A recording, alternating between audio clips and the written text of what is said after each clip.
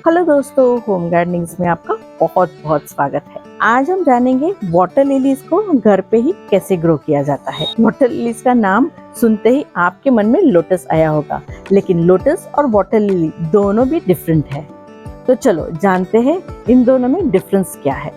Lotus के flowers बहुत ही बड़े होते हैं और बहुत ही खूबसूरत होते हैं और इनकी वैरायटीज में सिर्फ 2 या 3 कलर्स होते हैं, जैसे कि पिंक, ब्लू या फिर व्हाइट। वाटर लिलीज की बहुत सारी वैरायटीज आती है और बहुत सारे ब्यूटीफुल कलर्स में आते हैं।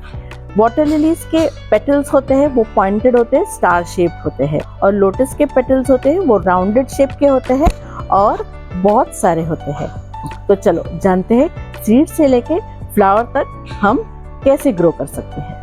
दोस्तों, ऐसी वीडियोस बनाना बहुत ही मुश्किल होता है और बहुत ही टाइम कंज्यूमिंग होता है, तो प्लीज ये वीडियो अंत तक जरूर देखना। अगर आपको अच्छा लगे तो लाइक करना और कमेंट भी जरूर करना।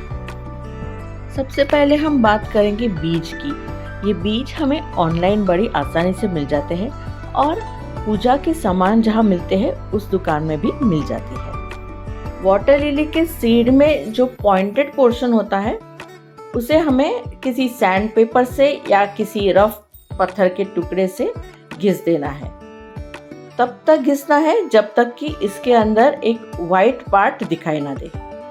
इस तरह से मैंने सारे सीड्स को घिस दिया है और हमें इस तरह से कोई सिरेमिक पॉट या फिर कोई टॉल कांच का ग्लास हो उसके अंदर पानी ऊपर तक भर देना है।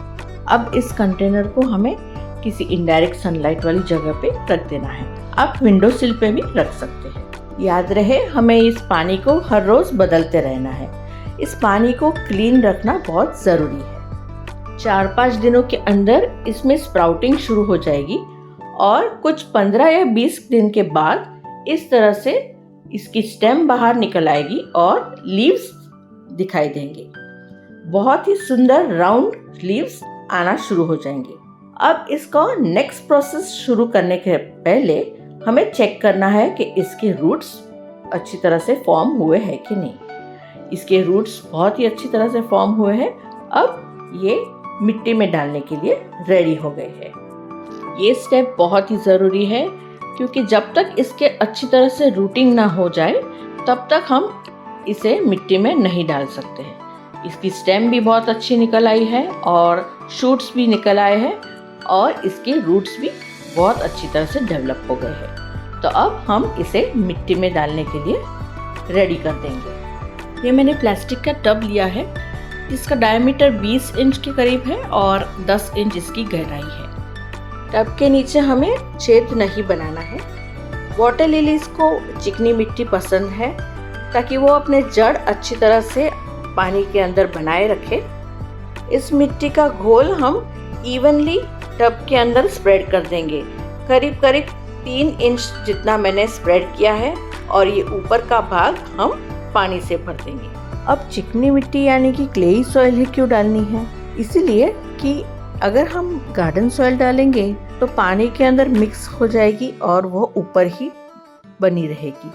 चिकनी मिट्टी नीचे ही सतह पर रहती है और जड़ों को मजबूत होने में मदद करती है। इस तरह से हमें सारे जड़ों वाले बीज मिट्टी के अंदर दबा देने हैं।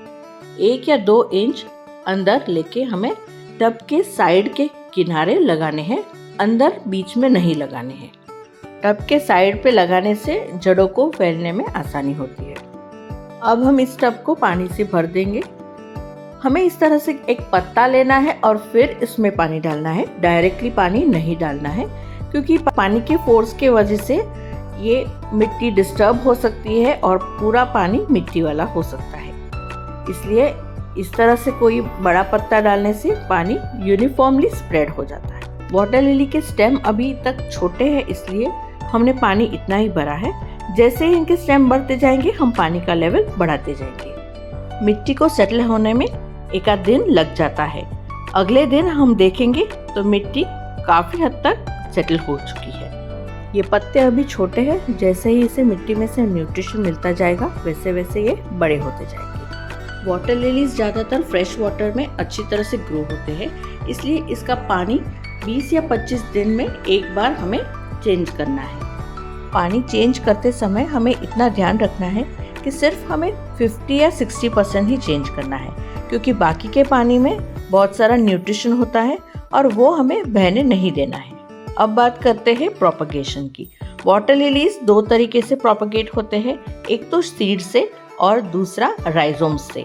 हम एक रिसोर्ट में गए थे तो वहाँ पे मैंने बहुत ही प्यारी वाटर लिलीज देखी, तो मेरी रिक्वेस्ट पे उन्होंने मुझे ये राइजोम दिया। घर पे आके मैंने इसकी पत्तियाँ निकाल दी और इस तरह से राइजोम को मिट्टी में दबा दिया। बीज के मुकाबले राइजोम्स बहुत फास्ट ग्रो होते हैं, ये आसानी से ऑनलाइन भी मिल जाते हैं।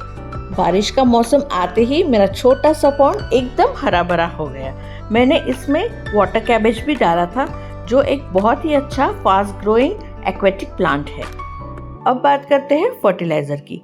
वाटर लिली में फर्टिलाइजर डालने की मेथड अलग होती है, इसे डायरेक्ट पानी में नहीं डालना है। इस तरह से कोई कपड़ा या पेपर के अंदर हमें फर्टिलाइजर रखना है और इसे फोल्ड करके हमें मिट्टी के अंदर अच्छी तरह से दबा देना है। ये फर्टिलाइजर मुझे ऑर्गेनिक स्टोर से मिला था। हम इसके अंदर सीवीड सॉल्यूशन के ग्रैन्यूल्स भी डाल सकते हैं और गोबर की खाद भी डाल सकते हैं। हमें 1.5 या 2 महीने में एक बार इस तरह से फर्टिलाइजर डालना है। अब बात करते हैं सनलाइट की।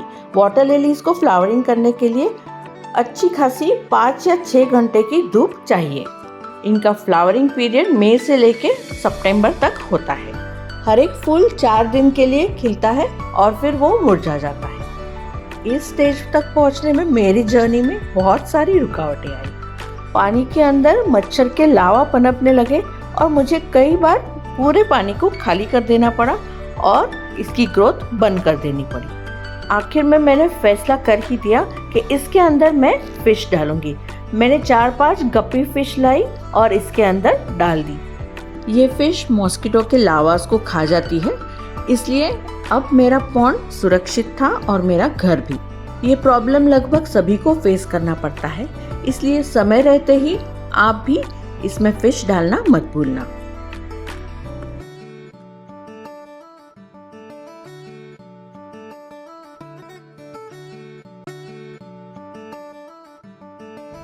इस वाटर लिली के छोटे से पॉन्ड को और फिश को देखते देखते कहाँ समय निकल जाता है पता ही नहीं चलता।